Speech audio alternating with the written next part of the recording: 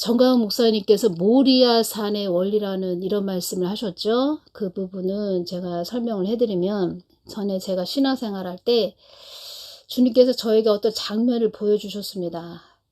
교회 안에서 뭐 예배드리고 찬송 부르고, 또 목사님이 유머스러운 말씀을 해주시면 다들 또 뭐 웃고 막 이러지요. 즐겁지요. 저도 신앙생활 할 때 참 다른 집사님들하고 신앙생활 하면서 참 즐거웠습니다. 같이 봉사도 하면서 아주 행복했습니다. 너무 좋았죠. 근데 하나님이 어느 날 저에게 보여주셨는데, 다 교회 안에서 목사님이 강대상에서 설교하실 때 다른 집사님들이 의자에 앉아서 즐겁게 웃고 있습니다. 웃고 있는데 저 같은 경우에는 혼자 산이 보입니다. 산이 보이는데 저 혼자 그 산을 또박 걷고 갑니다. 그래서 이렇게 보여주시는데 참 외롭게 혼자 올라가고 있습니다. 그 산을 미리 보여주신 것이지요. 너 저렇게 가야 돼. 너 저렇게 가야 돼. 너 모리아 산의 원리. 내 모든 것을 하나님께 차압당하고 내가 가는 것이 아니고 이제 내가 내 뜻대로 가는 것이 아니고 하나님 뜻을 위해서 가는 삶. 갈라디아서 2장 20절. 오직 믿음으로 걸어가야 되는 산. 아나데마의 삶. 그 삶으로 가는 것이구나. 고독하고 외롭고 쓸쓸하고 그러면서 그 하나님을 깊게 체험케 하셨다는 것입니다. 체험케. 다른 집사님들 참 부럽죠. 그 교회에서 목사님 같이 생활하면서 기도하고 또 목사님이 주시는 말씀 잘 받아먹고 다 좋으신 그런 집사님들.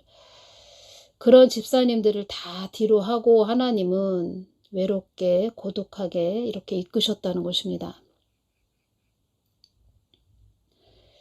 아브라함도 25년 동안 이삭을 얻기까지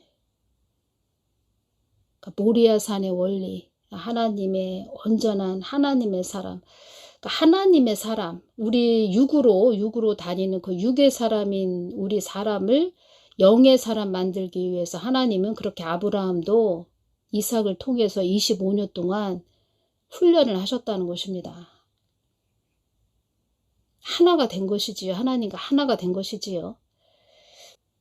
하나님 뜻에 거하는 그런 아브라함.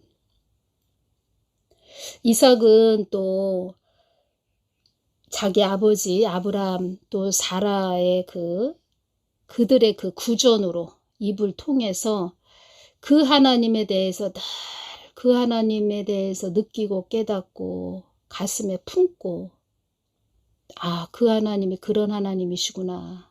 아브라함이 늘 그 하나님에 대해서 이삭에게 전하고 또 사라는 또 사라 어머니 자기 어머니 이삭의 어머니 사라가 늘 그 하나님에 대해서 잠잘 때 또 아침에 점심에 저녁에 늘 그 하나님만 전했다고 합니다.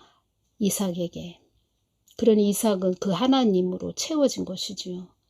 그래서 우리가 늘 우리 입으로 그 하나님을 늘 자녀에게 전하는 것이 그렇게 중요합니다. 이삭은 그렇게 자랐다는 것입니다. 그래서 그 이삭은 아버지 아브라함의 말에 즉각적으로 순종한 것이지요. 아무 말 없이 그 경지까지 간 것입니다. 갈라디아서 2장 20절 그 경지까지 올라간 것입니다. 모리아 산의 원리로 이삭은 올라갈 수 있었다는 것입니다. 그래서 하나님이 여러분들을 다 한 명씩 그렇게 모리아 산의 원리로 이끌어 주신다는 것입니다. 모리아 산의 원리. 그래서 정강훈 목사님이 말씀이 복음이 열린 분이십니다. 여러분들이 그걸 아셔야 됩니다. 아시는 분은 다 아시지만 정광 목사님은 늘 그 하나님을 바라보고 길이 양갈래 길이 있어도 그 하나님 뜻을 향해서 달려간 자라고 이렇게 말씀을 하셨습니다. 영적으로 깊게 지금 이 시대에 여러분들에게 알려주시는 건데, 모르는 자들은 정말 이 하란 본토 친척 아비집을 떠나지 못한 자들은 아, 저게 무슨 소리야?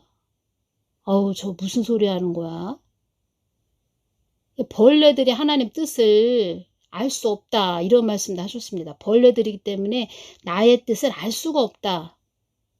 그리고 그 영적으로 어리고 그 하란 땅, 그 본토 친척 아비집을 떠나지 못한 자들에게 하나님께서 큰 십자가를 주십니까? 그들한테는 져봐야 질 수도 없습니다. 책임도 못 집니다.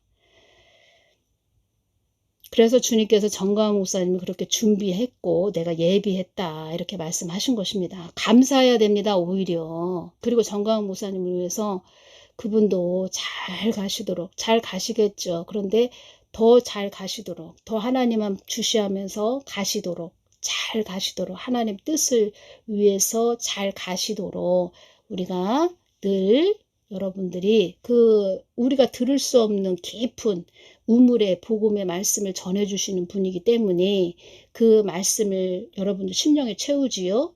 그러면은 그 말씀이 얼마나 귀합니까? 그걸 누구한테 받겠습니까? 물론 성령님이 정광 목사님을 통해서 전해주시는 것이지만 또 그만큼 그분을 그렇게 훈련했고 연단하셨다는 것입니다. 그분이 또 참고 인내를 하셨다는 것입니다. 인내하기가 참 보통 힘든 게 아닌 것이지요. 저는 그 인내하는 자들을 많이 봤지만 그렇게 인내하기까지 그 하나님께 날 엎드리고 울며 부르짖는 그들의 모습을 볼 때 물론 저도 인내하면서 왔기 때문에 이 자리에 또 있을 수 있는 것이죠. 그렇게 하기까지 다 하나님의 은혜이지만 그 피눈물 나는 그들의 그 삶을 제가 알고 있기 때문에 그런 분들을 위해서 우리는 중보기도 해드려야 된다는 것입니다. 감사한 일입니다.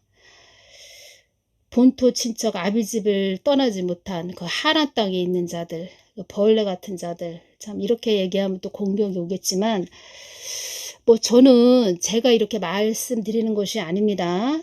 제 생각대로 전해드리는 거 아닙니다. 주님이 이렇게 주셨습니다. 이렇게 주셨기 때문에 저는 전해드린다는 것입니다. 8월 31일 날 주셨습니다. 8월 31일 날 허당이라고 말씀하셨습니다. 허당. 아무 내용 없다. 여러분들도 어떤 일을 했는데 아무 내용이 없다. 실속이 하나도 없다. 빈 껍데기였다. 그러면 속상하지요? 근데 하나님을 믿는다고 하면서 우리가 구원 받아야 된다 하면서 어떤 사람, 그 허당끼 있는 사람, 그런 사람들 쫓아갔다가 나중에 지옥에 떨어졌다고 생각을 해보십시오. 가슴을 쳐도 땅을 쳐도 아무 소용이 없다는 것입니다. 그때 가서 뒤늦은 후회하지 말고 정신 똑바로 차리고 잘 가시기를 바랍니다. 나중에 천국에 가서 하나님이 참 잘했다 그러면서 하나님께서 상급을 또 주시고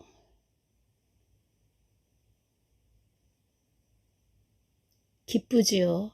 그 하나님과 함께 한다는 것이 기쁨이지요. 상급도 상급이지만 천국은 얼마나 좋은 곳인지 우리가 이 땅에 좋은 관광지 같은 데 가면 막 어우 아름답다 좋다 경치 좋다 막 이러지요. 이 땅에 있는 것은 아무것도 아니라고 하십니다. 주님께서 또 저에게 보여주신 장면 전해드리겠습니다. 앞치마는 봉사를 의미합니다. 저에게도 앞치마가 있습니다. 앞치마를 보여주셨습니다. 봉사하는 것이다.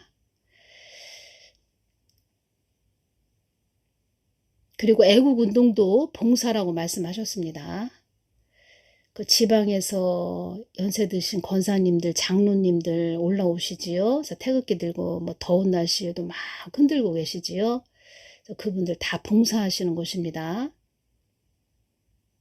큰 앞치마를 보여주십니다. 그리고 태극 문양이 있습니다. 그 앞치마에 대한민국 그 태극 문양, 대한민국 태극기 태극 문양이 있다는 것입니다. 대한민국 태극기가 그 앞치마에 그려져 있습니다. 태극기가. 그분들 다 상급 받으실 것입니다. 상급 주실 것이다. 이런 말씀 하셨습니다. 귀하신 분들이라는 것입니다. 귀하신 분들, 성벽 역할을 해주시는 귀하신 분들이라는 것입니다. 하나님께서 다 상급 주실 것입니다. 앞치마로 보여주십니다. 앞치마. 그 앞치마에 태극기가 있습니다. 태극기, 한국 우리 태극기 그 모양이 딱 그려져 있습니다. 태극기가 그려져 있습니다. 앞치마에. 그분들이 그런 분들이 계시기 때문에 이 한국이 이만큼 또 존재하는 곳입니다. 저도 여러분들에게 늘 기도하고 주님께 받아서 전해드리는 봉사를 하는 것입니다. 봉사라고 말씀하셨습니다. 또 거기에 따르는 그 수고로 말씀 뭐 이거에 대한 또 그것은 또 저도 사람들을 통해서 또 저에게 또 어느 정도 주시는 또 분량이 있지요. 또 그분들에게 참 감사드리고 어렵고 힘든 그런 분들에게 저도 전해드리기 위해서 복된 통로 되기 위해서 저도 애쓰고 힘쓰고 있습니다. 그 선택은 여러분들이 하셔야 됩니다. 허당끼 있는 자들을 따를 것인가? 정말 하나님의 뜻을 위해서 봉사를 하시는 앞치마에 태극기가 그려져 있는 봉사를 하시는 또 그분들 하늘의 상급을 받는 또 살리는 자리, 생명의 자리 그런 자들을 쫓아갈 것인가? 아니면 허당끼 있고 움푹 파인 그런 맨홀 뚜껑 같은데 그런 쑥 빠지는 흔적도 없이 사라지는 그런 자들 쫓아갈 것인가? 선택은 여러분들이 하셔야 됩니다. 그리고 제가 기도하면서 뭐 허당이다, 뭐 하란이다, 본토 친척 아비집이다, 뭐 이런 부분 제가 다 머리를 굴려서 또 전해드리는 거 아닙니다. 저 기도하면서 주님께서 주시면 받아서 여러분들에게 전해드린다는 것입니다. 여러분들이 또 눈이 열리고 귀가 열리고 아 그렇구나. 허당끼 있는 그런 자들 참 그들도 중보해 줘야 되겠구나. 그들은 그들 나름대로 막 이야기를 한다고 하는데 아무 내용이 없다. 무덤이다. 공동묘지다. 아 그들도 영이 이렇게 눈이 영안이 열려서 그들의 실체를 봤으면 좋겠는데 참 안타깝죠. 안타깝습니다. 여러분들이 각자 느끼셔야 됩니다. 아 나는 하란 땅을 떠났나? 본토 친척 아비집을 내가 떠났나? 나 아직도 머무르고 있나?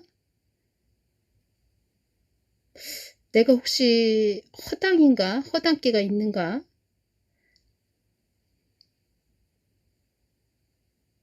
이 땅에서 그 실수하는 거는 어떤 일을 하다가 좀 실수를 했다.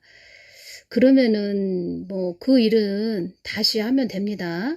다시 하면 되는데 이 하나님의 일을 복음의 일 다른 사람을 구원시키는 이 생명 하나님의 진리의 말씀을 전하는 복음에는 이 허당끼가 있으면 안 됩니다. 하다못해 하나님 뜻을 가로막는 그런 자리에 서 있으면 안 된다는 것이지요. 하나님을 몰라서 그렇습니다. 하나님이 얼마나 두려우신 분인지. 그 두려우신 하나님을 지옥에 가서 느낀다. 돌이킬 수가 없죠. 오늘의 말씀은 허당. 자, 하나님이 참 오묘하시죠. 그들은 아브라함이 떠난 하란 땅, 본토 친척 아비집을 떠나지 못했기 때문이다. 그러시면서 허당이라고 말씀하셨는데 허당이라고 말씀하실 때 야, 하나님 참 오묘하시네. 금방 깨닫게 그렇게 말씀을 해주셨습니다. 허당. 아무 내용 없는 허당.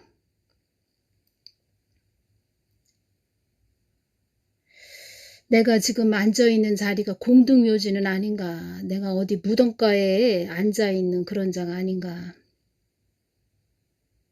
무덤가에 앉아 있습니다. 어떤 사람이.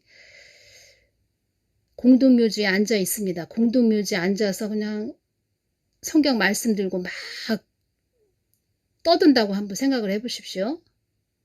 그 죽은 시체들이 그 말을 듣습니까? 들립니까?